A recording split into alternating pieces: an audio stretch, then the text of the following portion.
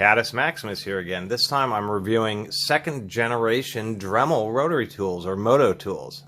Dremel's actually been making their little rotary tools for almost 50 years, or around 50 years, if not longer than that. It's a little difficult. I need to do a little more research to find out exactly when they released the very first one. But part of the review series is some of the modern ones like that Black & Decker RTX, as well as the lithium ion. And a long time ago, at the beginning of my channel, I had actually reviewed what I believe to be the first generation of Dremel rotary tools. This would be the Model 260, a little half amp, great little Dremel tool. And actually, I still wish they would have made these, because these are, even though they don't have very much power, literally like 60 watts, it's enough. And it's really handy because of how tiny these Model 260s were. What replaced these was the Model 280, the Model 370, and the Model 380. And the difference between the Model 370 and 380 is, I'm not exactly sure. There's some maybe internal modifications. This Model 380 is also the beginning of the transition of what we would call the modern era. So these are the Dremel tools that were sold, in the 70s. So the very first ones, also, they were the first Dremel rotary tools that actually have ball bearings. This very early single-speed ball bearing, Model 280, was also the last one that features the original Dremel logo. After that, they started going with this type of logo, if this wire wouldn't get so jammed up, right here, where they started to migrate their logo. And then they went with this logo, which was the logo a lot of people were familiar with, and they had this logo all the way up through, I think, the early 2000s, until they started coming out with yet another generation of Dremel. What replaced these would be the most popular series of Dremels. And Dremel sold a lot of tools, as many as those old metal gear housing Black & Decker drills. Dremel sold a ton of these things. That's how I ended up with so many, as they show up all the time. What replaced these was these, and these are the Dremels that really ushered in the modern era. These were also the end of them being called Moto-Tools, and were now called Multi-Pros. This is also when they really learned about having and making lots of different accessories. And to that point about accessories, these Dremel tools here do have a collar that you can unthread. However, the threads on these second generation ones are finer and don't fit the accessories that everybody's used to with all the modern rotary tools that have been out since basically the 80s and 90s. Some other differences we can see in the transition period is when they came out with their first variable speed units. Now, versus some of the more modern designs with the slider switch on the side, which has been kind of hit or miss. Sometimes I bump it, but it is easy to use. These were a dial type variable speed, and so you just click it on and then you turn the dial up or down.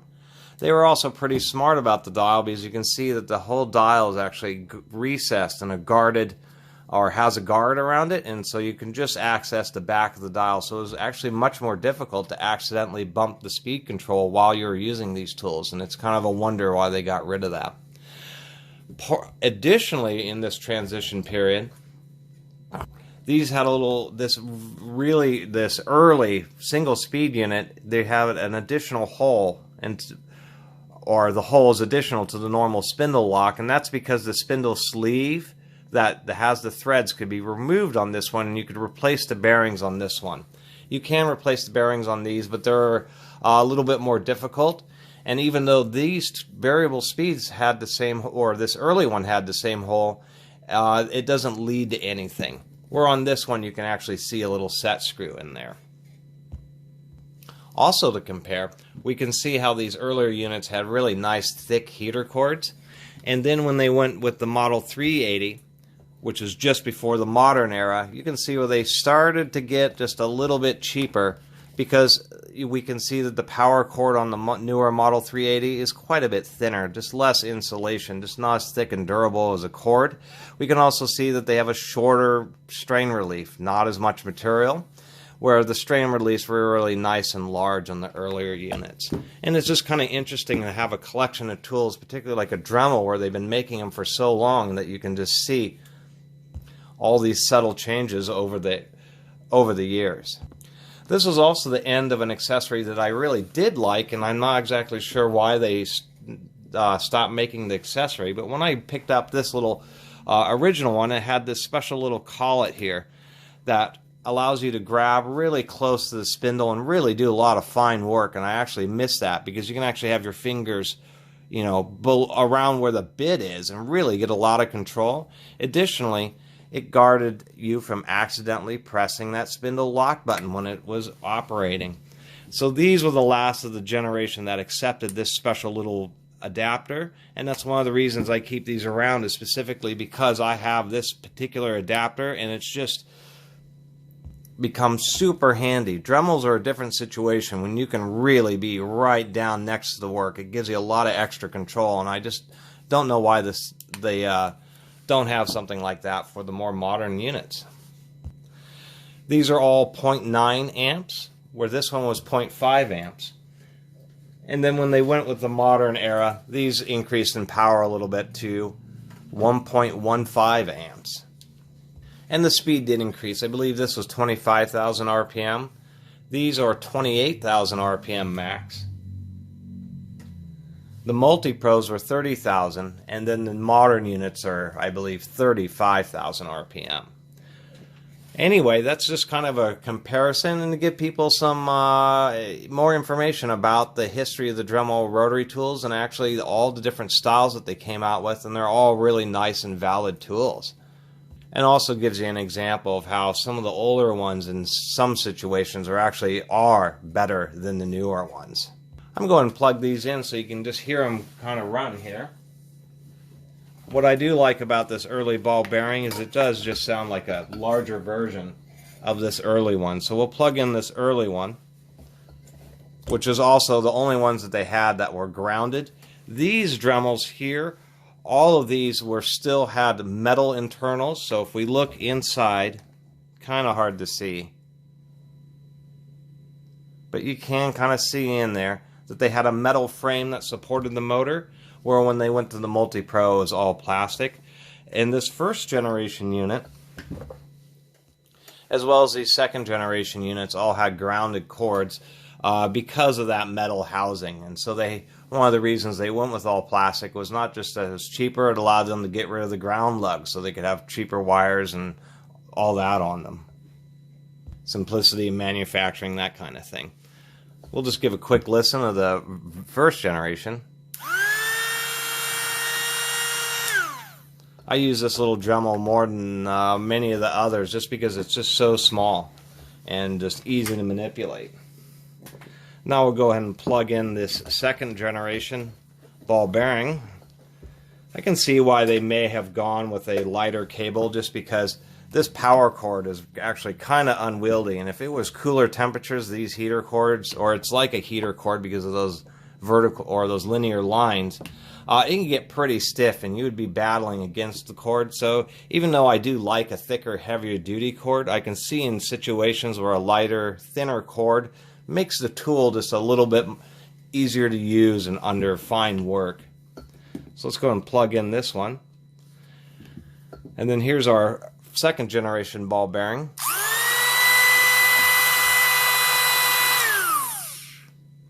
And it really sounds like that original first generation unit, just a lot more powerful and a bit more speed. And then we'll take a look at these variable speed units, and they both sound similar to each other, but they did have pretty decent little speed controllers. Now Dremel also did, and I saw somebody had commented about the Dremel speed control box. This is the era of Dremel tools where that speed control box existed, because they did charge quite a bit more for the ones that had the integrated speed control, and I believe it was cheaper to buy this ball bearing unit and the speed controller versus this unit itself by itself. But I'm not entirely sure about that. It's hard to find old pricing information.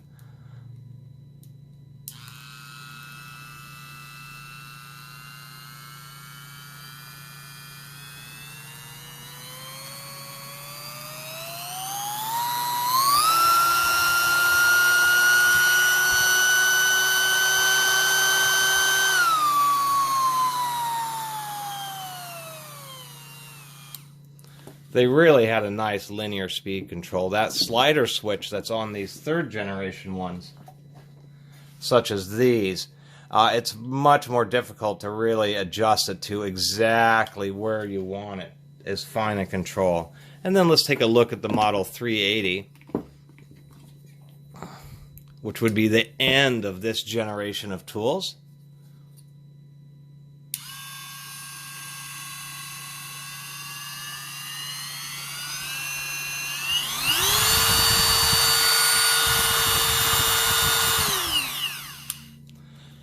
These also all had metal fans in them. I didn't know if I mentioned that earlier, but I really do like the metal fans. We can hear that this one does sound a little bit slower, but it's definitely pretty old and probably could use some greasing of the bearings. It starts to speed up a little bit as it warms up. Anyway, that was just kind of a review and comparison and discussion of the second generation Dremel rotary tools, and continuing on with my Dremel series, kind of going over the history of these rotary tools. And because I happen to have units from most of the different generations, except for some of the real modern ones. And it really was no joke how popular these tools are. They sold so many of these over the years. It's actually really common to find these at thrift stores and garage sales, really all the time. I could have 50 or 100 Dremels if I had bought every used Dremel I've seen. They're almost as popular as those stick battery Makita cordless drills, or those Black & Decker quarter drills they sold throughout the 70s and 80s with the metal gearbox. Just really one of the most popular power tools ever sold in America. And one thing before I forget, this is also when they ushered in the 1/8" standard. The one issue that I've had with this Dremel is I believe it's the 3/32 standard. So these Dremels may have had an 1/8" collet, but I found these with appear to be complete sets of collets, and there were no 1/8". It's only up to the smaller size than 1/8", which I believe is 3/32. So it was real nice because real early on in the 70s they went with the 1/8" standard, and so that's one great thing is these Dremels right here will take any of the standard Dremel accessories as far as tooling. But you can't use the flex shafts with them, and you can't use all those routing, the million different attachments that they have for them now. Anyway, that will conclude this video about Dremel rotary tools, and in the next video I'll explore the third generation of Dremel tools. These guys, the ones that really ushered in the modern era of Dremel, and when they were truly really high speed. Anyway, I really appreciate everybody watching and subscribing. And if you haven't subscribed, please do subscribe and support the Catus Maximus channel. Until next time, Catus Maximus out.